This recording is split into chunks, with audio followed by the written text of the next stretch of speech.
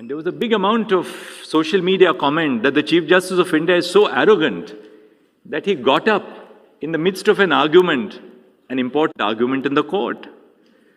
But I didn't leave the court, I only shifted my position in the chair. But I was subject to vicious abuse, trolling, the knives were out, but I do believe that our shoulders are broad enough. As Chief Justice of India, I see so many lawyers and litigants crossing the line when they speak to us in the court. I'm particularly pleased to see the inclusion of a session focused on work-life balance and stress management. The capacity to manage stress is significant in the life of a judge, especially for district judges. As judicial officers, you regularly engage with vulnerable litigants, many of whom look to you for justice. Many of the people who come to us are stressed about the injustice which has been caused to them. And sometimes in their dealings with us as judges, they cross the line. As Chief Justice of India, I see so many lawyers and litigants crossing the line when they speak to us in the court. The answer when these litigants cross the line is not to use the power of contempt, but to understand why they have crossed the line. There must be some deep-rooted injustice which they are confronting, which is why they sometimes say things which they do not otherwise want to say, as so many times happens within our own families. In these contexts, the responsibility you carry is immense, necessitating a calm and compassionate approach. Maintaining a work-life balance is integral to fulfilling these duties effectively. A judge who is overwhelmed with work and unable to prioritize personal time with family and self-care may struggle to perform optimally. Therefore, the ability to manage stress and achieve work-life balance is not separate from, but rather intertwined with delivering justice completely. They always tell physicians and surgeons, "Physician, heal thyself." Because before you heal others, you must learn how to heal yourself. The same is true about judges as well. You heal others. You bring peace to conflicting disputes and disputants. But you must first learn to heal yourself when you heal others. We live in difficult times. We live in times of the social media where work which we do is being constantly assessed. The Supreme Court of India has put all its important hearings on a live streaming platform, and we are watched all over the country. But we can also be trolled as a result of that. I'll just give you one example.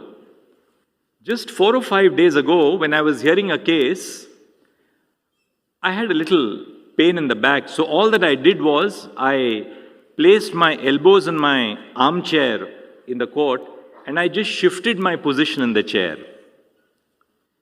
That video was doctored so as to delete that part of what followed thereafter. And there was a big amount of social media comment that the Chief Justice of India is so arrogant that he got up in the midst of an argument, an important argument in the court. What they didn't tell you was that all that he did was only to shift his position in the chair. 24 years of judging can be a little strenuous, as I have put in. But I didn't leave the court, I only shifted my position in the chair.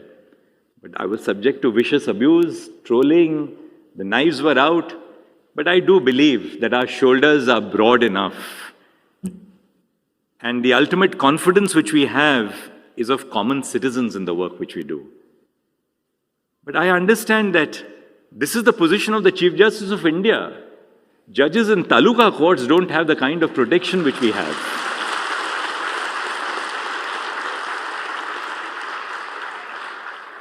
I've heard of stories where in my parent state, the state of Maharashtra, a young judge, Civil Judge Junior Division, is told by a member of the bar, "If you don't behave with me, I'll ensure that the High Court transfers you from this station." In other states, when I was Chief Justice of the state of Uttar Pradesh, the High Court of Judicature at Allahabad, there were some stories which I constantly heard every day about the manner in which young judges, middle-level judges and senior judges were treated.